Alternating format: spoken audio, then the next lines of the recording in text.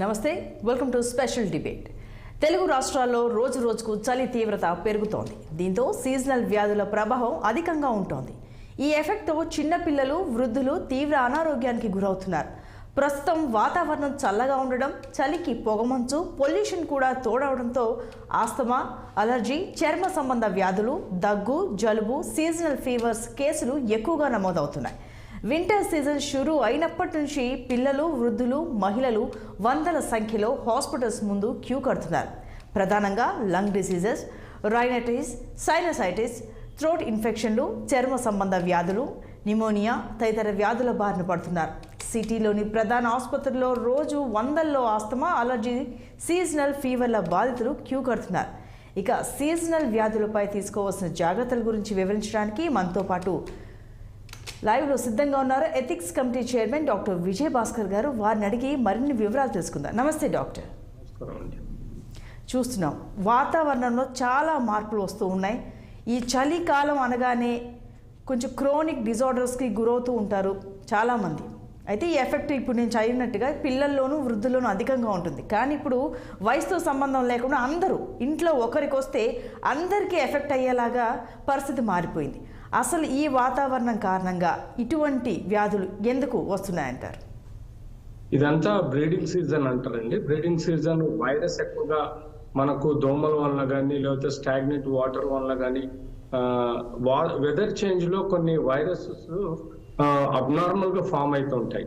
ఈ వైరస్ ఏవైనా కూడా మనకు ముక్కు, కళ్ళు, నోరు ద్వారా ఇంటర్నల్ గా గొంతులోకి పోయి అక్కడ నుంచి రెస్పిరేటరీ ట్రాక్ లోకి పోతుంది. అందుకనే మనకి ఇనిషియల్ గా అప్పర్ రెస్పిరేటరీ సిమ్టమ్స్ గా కనపడతాయి. అప్పర్ రెస్పిరేటరీ సిమ్టమ్స్ అంటే తలనొప్పి, ముక్కు దిబ్బడం, గొంతులో నొప్పి, జ్వరము, ఒళ్ళు నొప్పులు, జాయింట్ పెయిన్స్, ఇట్లాంటివి మనకు అప్పర్ రెస్పిరేటరీ సిమ్టమ్స్ ఇనిషియల్ గా వస్తాయి. ఆ తర్వాత అది సివియారిటీ ఆఫ్ వైరస్ కానీ, బ్యాక్టీరియా సెకండరీ బ్యాక్టీరియల్ ఇన్ఫెక్షన్ అవటం వల్ల మనకు డీప్ సీటెడ్ లంగ్స్ ఎఫెక్ట్ అయ్యి లోవర్ రెస్పిరేటరీ ఇన్ఫెక్షన్స్ వచ్చి దగ్గు, దమ్ము, జ్వరముతో పాటు ఆయాసం పెరగడము, సాచురేషన్స్ పడిపోవడము, ఆయాసం ఇంకా పెరిగిపోయి వెంటిలేటర్ వరకు, ఐసీయూలో అడ్మిట్ అయ్యి వెంటిలేటర్ వరకు పోవడం అన్నది మనం ఈ సీజన్ లో యూజువల్ గా న్యూమోనియా కానీ, న్యూమోనైటిస్ కానీ, లేకపోతే ARDS, acute respiratory distress syndrome కానీ, ఇవన్నీ మనకు ఈ వైరల్ డిసీజ్ తోటి వైడ్ స్ప్రెడ్ గా upper respiratory, lower respiratory symptoms, science ద్వారా మనకు ఈ యొక్క వ్యాధి, ఫ్లూ డిసీజెస్ వ్యాప్తి చెందే ప్రమాదం ఉంటుంది. ఓకే, అంటే డాక్టర్ గత సంవత్సరంతో పోలిస్తే ఈ సంవత్సరంలో వాతావరణంలో చాలా మార్పులు, అంటే ఒక్కోసారి ఒక్కో రోజు గమనిస్తూ ఉంటే ఒక్కసారిగా ఏంటి పెను మార్పు అన్నట్టుగా అంత ఆశ్చర్యకరంగా ఉండేలాగా వాతావరణం మారుతుంది. దాని ద్వారా సడన్గా వచ్చే డిసీజెస్ ఏవైతే ఎఫెక్ట్ అవుతాయో అవి ఇంకా చాలా అంటే బాధాకరంగా, అంటే సఫర్ అవ్వడానికి ఎక్కువగా అవకాశాలు కల్పిస్తూ ఉన్నాయి. అంటే గతంలో కంటే ఈ సంవత్సరంలో ఈ వాతావరణ మార్పులు చాలా చాలా తేడాగాను ఉన్నాయి, అలాగే అధికంగా కూడా కేసులు నమోదవుతున్నాయి అంటున్నారు. అవునా? అంటే ఇప్పుడు మనకు ఫాస్ట్ యాక్టింగ్ JN1 అనే ఒక కొత్త వైరస్ సౌత్ ఏషియా కంట్రీస్ నుంచి ఇప్పుడు మొన్న కేరళ నుంచి ఇతరత్ర స్టేట్స్ కు వ్యాప్తి చెందడం, ఆ వైరస్ యొక్క వ్యాప్తి చెందడం ట్రాన్స్మిసిబిలిటీ 10 times ఎక్స్ట్రా ఉంది. అంటే already existing virus, Covid virus ల కన్నా అంత ఫాస్ట్ గా R0 వాల్యూ పెరిగింది. సో ఆ R0 వాల్యూ పెరగడం అంటే 1 నుంచి 3 నుంచి 9 మందికి అలా వ్యాప్తి చెందడాన్ని R0 వాల్యూ పెరగడం అంటారు. సో ఇందులో మనకు ఇప్పుడు ఈ యొక్క వ్యాప్తి చెందడం, ఈ కోవిడ్ వైరస్ ఏదైతే JN1 ఉందో దాని ట్రాన్స్మిసిబిలిటీ ఎక్కువ ఉండడం, సీజనల్ డిసీజెస్ లో బ్రీడింగ్ అంటే ఈ మస్కిటో కానీ ఇతరత్ర ఏవైతే వైరస్ స్ప్రెడ్ చేస్తుందో ఆ వైరసెస్ ద్వారా వచ్చే కొన్ని ఫ్లూ డిసీజెస్ కానీ, లేకపోతే ఇతరత్ర స్వైన్ ఫ్లూ కానీ, అంటే స్వైన్ ఫ్లూ పాజిటివ్ గా లేకున్నా కూడా దానికి సంబంధించిన ఫెమిలియల్ జీన్ అంటే స్ట్రెయిన్ కి సంబంధించిన వైరసెస్ మన గాల్లో తేలుతూ ఉంటాయి, గాల్లో కనబడుతుంటాయి. సో ఈ కొత్త వైరస్లు వ్యాప్తి చెందడం, ఈ వ్యాప్తి చెందిన వైరస్లు ఇమీడియట్లీ ట్రాన్స్మిసిబిలిటీ పెరిగిపోయి పిల్లలలో, పెద్ద వయసు వాళ్ళలో ఎక్కువగా హార్మ్ చేయడం, ఎక్కువగా ఎఫెక్ట్ చేయడం చూస్తున్నాం. సో ఈ విధంగా ఇప్పుడు ఉన్న ధర్మిలా ఈ సీజనల్ వేరియేషన్, మాన్సూన్ వింటర్ సీజన్లో ఎక్కువగా బ్రీడింగ్ ఉంటుంది కాబట్టి ఆ బ్రీడింగ్ వల్ల మనకి వైరసెస్ ఎక్కువగా స్ప్రెడ్ అయిపోయి ఇలాంటి సిమ్టమ్స్ వ్యాప్తి చెందడం కనబడుతుంది.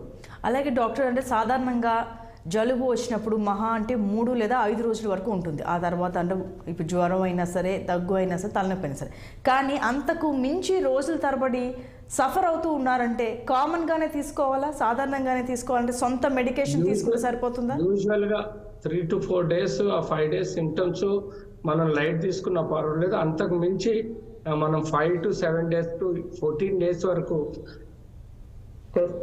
ఏదైనా కొత్తగా సిమ్టమ్స్ వచ్చినా, సైన్స్ వచ్చినా వాటిని పరిగణలోకి తీసుకొని మనం ఆర్టీపీసీఆర్ టెస్ట్ కానీ ర్యాపిడ్ కోవిడ్ టెస్ట్ కానీ చేసుకుంటే తప్పనిసరి పరిస్థితుల్లో మనము ఈ యొక్క కొత్త వైరస్ ఏమన్నా మన బాడీలో ఎంటర్ అయిందా లేదా ఎవాల్యుయేట్ చేసుకోవడం చాలా అవసరం.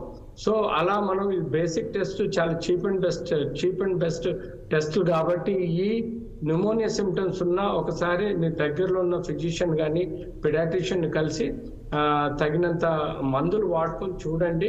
3 to 5 days ఏ మాత్రం లక్షణాల్లో తేడా రాకుండా తగ్గక ఉంటుంటే తప్పనిసరి పరిస్థితుల్లో ఆర్టీపీసీఆర్ కానీ ర్యాపిడ్ యాంటీజెన్ టెస్ట్ కానీ చేసుకుంటే తద్వారా మీకు ఈ కోవిడ్ వైరస్ అన్నది రూల్ అవుట్ అవుతుంది. ఆ వైరస్ ఉన్నప్పుడు మన తప్పనిసరి పరిస్థితుల్లో యాంటీవైరల్ డ్రగ్స్ కానీ లేకపోతే వ్యాక్సిన్ కూడా ఒక డోసు వ్యాక్సిన్ అవసరం ఉంటే తీసుకోవడం కానీ ఉంటే మన బాడీలో యాంటీబాడీ ఫార్మేషన్ బాగా ఉంటుంది. తద్వారా మనకు ప్రొటెక్షన్ ఉంటుంది. అంటే డాక్టర్, ఇప్పుడు ఇమ్యూనిటీ లేకపోవడం వల్ల కూడా ఇలా సఫర్ అవుతున్నారు రోజుల తరబడి అని అనుకోవచ్చా? అబ్సల్యూట్లీ.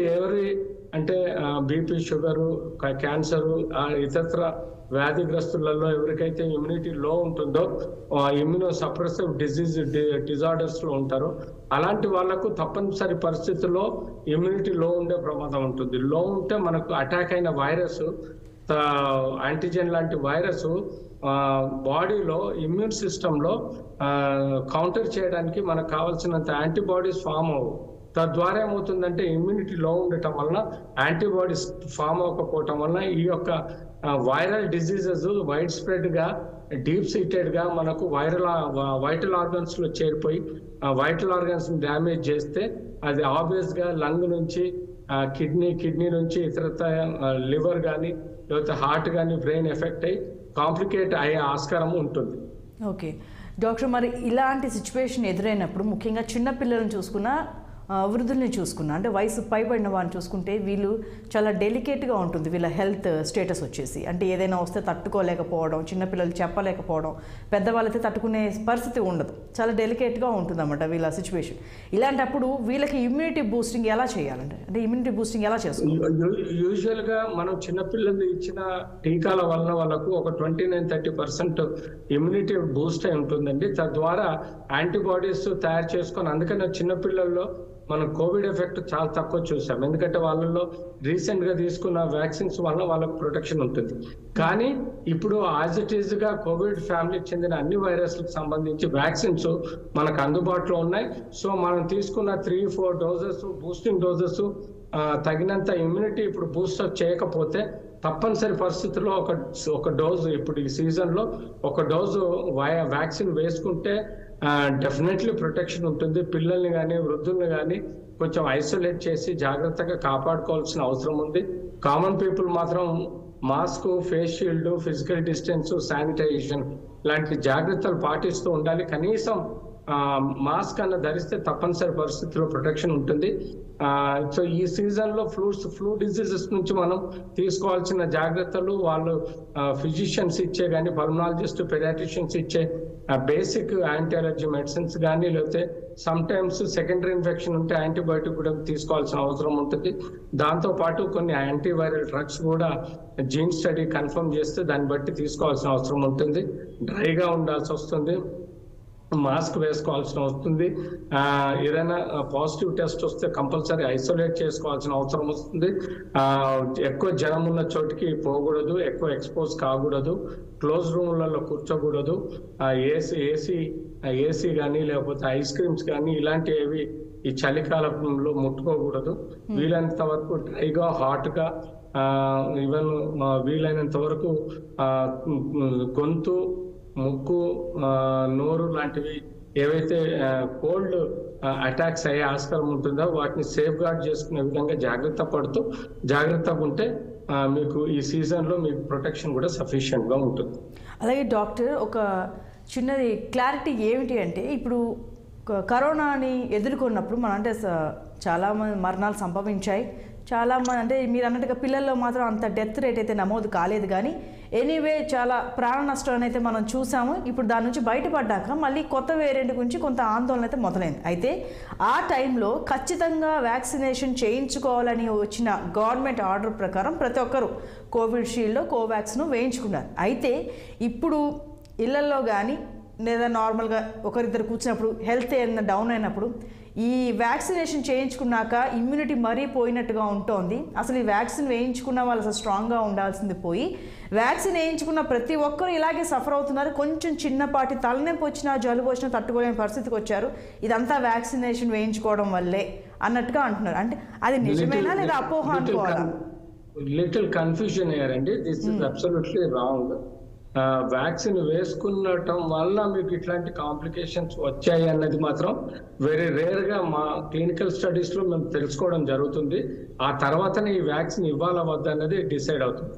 అలాంటి క్లినికల్ ట్రయల్స్ 5 స్టేజెస్ చేసిన తర్వాతనే ఈ యొక్క వ్యాక్సిన్ ని మనం ప్రజలకి రిలీజ్ చేయడం జరుగుతుంది. సో అందులో కూడా 1 to 2% ఆ వ్యక్తిగతంగా ఉండే ఇమ్యూనిటీ సిస్టమ్ కానీ, లేకపోతే కోమార్బిడ్ డిజీజ్ కానీ, లేకపోతే క్యాన్సర్ లాంటి డిజీజెస్ ఉంటే వాళ్ళలో ఇచ్చిన వ్యాక్సిన్ పనిచేయకపోవచ్చు, లేకపోతే తక్కువ పనిచేయచ్చు. అంతేగాని ఈ వ్యాక్సిన్ ఇవ్వడం వల్ల కాంప్లికేషన్ వచ్చింది, వ్యాక్సిన్ పని చేయట్లేదు అన్నది తప్పు.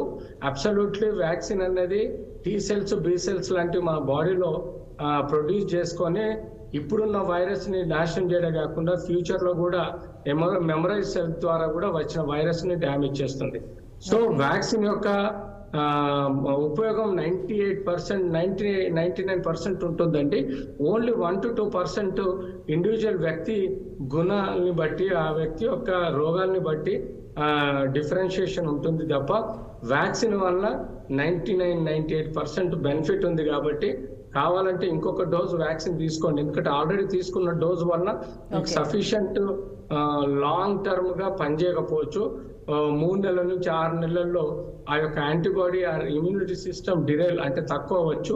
సో దానికి తగ్గట్టుగా మళ్ళీ రెగ్యులర్ గా మీకు అవసరం ఉన్నప్పుడల్లా booster dose as per the government instructions ప్రకారం, మెడికల్ ఆఫీసర్ ప్రకారం రిపీటెడ్ గా వ్యాక్సిన్ డోసెస్ తీసుకుంటూ ఉండాలి.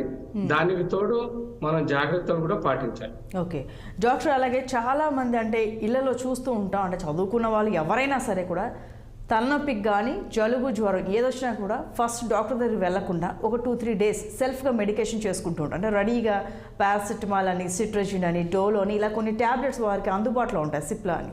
అంటే ఇప్పుడు ఒక 2-3 daysకి తగ్గకపోయినా కూడా మళ్ళీ తగ్గలేదు అని చెప్పి రిపీటెడ్గా వేసుకుంటూనే ఉంటారు. అంటే తిన్న తర్వాత, భోజనం తర్వాత వేసుకోవాలి, రోజుకు 2 చొప్పున అలా వేసుకుంటూ ఉంటారు. ఇలా సెల్ఫ్ మెడికేషన్, ఇలా ట్యాబ్లెట్స్ వాడటం మంచిదేనా? అప్పటికే తగ్గకపోతే వెళ్ళాల్సిందే కదా డాక్టర్ దగ్గరికి. ప్రపంచంలో ఈ వైరల్ డిసీజెస్ అన్ని రకాలుగా హ్యూమన్స్ కి, యానిమల్స్ కి వస్తుంటాయండి. చాలా వరకు అన్ని వైరల్ డిసీజులు ఆటో కిల్లింగ్, అంటే వాటంతట అవే బాడీలో ఇమ్యూన్ సిస్టమ్ స్ట్రాంగ్ గా ఉంటుంది కాబట్టి యాంటీబాడీస్ ప్రొడ్యూస్ చేసుకొని సెల్ఫ్ డిఫెన్స్ చేసుకుంటాయి బాడీస్. అందుకనే మనం ఏ మందులు వాడకపోయినా మనకు వైరల్ డిసీజ్ నుంచి బయటపడవచ్చు, unless until it is one complicated viral disease అయితే కానీ. సో ఈ కాలంలో మనకు ఈ ఫ్లూ డిసీజెస్ తోటి ఏవైతే న్యూమోకాకల్ వైరల్ డిసీజ్ కానీ, లేకపోతే ఇతరత్ర ఫ్లూ డిసీజెస్ ఏవైతే ఉన్నాయో అవి మనకు కామన్ గా సీజనల్ వేరియేషన్స్ లో వస్తుంటాయి. సో అలా వచ్చినప్పుడు బేసిక్ గా జ్వరం వచ్చినప్పుడు పారాసిటమాల్ వేసుకోవడము, ముక్కు తిప్పడం కానీ, అలర్జీ లాంటిది వచ్చినప్పుడు సిట్రజిన్ కానీ, లేదా ఇతరత్ర మాత్రలు వేసుకోవడంలో తప్పేం లేదు. కానీ సెల్ఫ్ ప్రివెన్షన్ చేసుకోండి. ఫస్ట్ కోల్డ్ కు ఎక్స్పోజ్ కాకుండా జాగ్రత్త పడడం, మాస్క్ ధరించడం, జాగ్రత్త లాంటివి చేస్తూ ఇలాంటి చిన్న సిమ్టమ్స్ ఉంటే బేసిక్ గా పారాసిటమాల్ కానీ, యాంటీ అలర్జీ మెడిసిన్స్ కానీ వాడితే తప్పులేదు. కానీ క్రమేణా అది ఎక్కువ రోజులు ఆ వైరల్ డిసీజ్ స్ప్రెడ్ అయిపోయి సిమ్టమ్స్ పెరిగాయి అనుకోండి, దగ్గులు తుమ్ములతో పాటు మీకు కోల్డ్ కాఫ్ తో పాటు జ్వరం రావడం, జ్వరంతో పాటు ఒళ్ళు నొప్పులు, జాయింట్ పెయిన్స్ పెరగడం వల్ల ఇది వైరల్ ఎఫెక్ట్ పెరుగుతున్నట్టుగా భావించాలి. సో అలాంటప్పుడు తప్పనిసరి పరిస్థితుల్లో ఒక ఫిజిషియన్ కానీ, పెడియాట్రిషియన్ కానీ, లేకపోతే పల్మనాలజిస్ట్ దగ్గరికి వెళ్ళి immediately course of treatment antiviral drug లేకపోతే paracetamol, specific anti allergic drugs అనేది తీసుకోవాలి. దాన్ని క్లినికల్ గా అబ్జర్వ్ చేయాలి. ఏమాత్రం తేడా అనిపిస్తే ఆర్టీపీసీఆర్ టెస్ట్ చేసుకొని కోవిడ్ సంబంధించిన జీన్ స్టడీ చేసుకోవాలి. సమ్ టైమ్స్ జ్వరం కంటిన్యూస్ గా రావటం అన్నది could be because of secondary bacterial infection కూడా రావచ్చు. సో సెకండరీ బ్యాక్టీరియల్ ఇన్ఫెక్షన్ వచ్చిందంటే కంపల్సరీ యాంటీబయాటిక్ ట్రీట్మెంట్ కూడా స్టార్ట్ చేయాల్సిన అవసరం ఉంది. సో వీటన్నిటిని బేరీస్ వేసుకోవడానికి కంపల్సరీ ఒక పెడియాట్రిషియన్ కానీ, పల్మనాలజిస్ట్ కానీ, ఫిజిషియన్ దగ్గరికి సబ్సిక్వెంట్ గా వెళ్లాల్సిన అవసరం ఉంది.